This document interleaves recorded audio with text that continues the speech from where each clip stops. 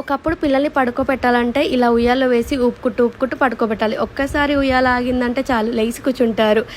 దానికి తోడు after delivery తర్వాత ఈ నడుము నొప్పి ఒకటి అటాక్ అవుతూ ఉంటుంది. కానీ ఈ ఆటోమేటిక్ క్రాడిల్ వచ్చిన తర్వాత నా అన్నిటిని ఒకేసారి చేంజ్ చేసేస్తుంది. నా బాడీని, నా బ్యాక్ పెయిన్ని, నా ఇరిటేట్ మైండ్ని అన్నిటిని చిటికలో మాయం చేసింది. ఎలా అనుకుంటున్నారో చెప్తాను వినండి.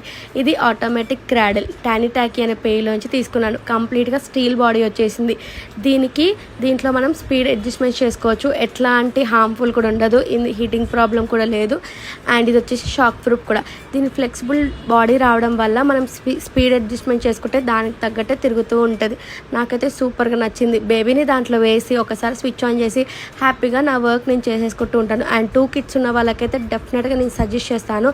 ఎందుకంటే యూజ్ చేసిన తర్వాతనే చెప్తున్నాను. అండ్ దీనికి మస్కిటో నెట్ కూడా వచ్చేసింది. మనకి ఇంకా ఏ టెన్షన్ లేకుండా ఒకసారి బేబీస్ని ఉయ్యాలేసి ఒక స్విచ్ ఆన్ చేసి చాలు హ్యాపీగా మన వర్క్ మనం చేసేసుకోవచ్చు.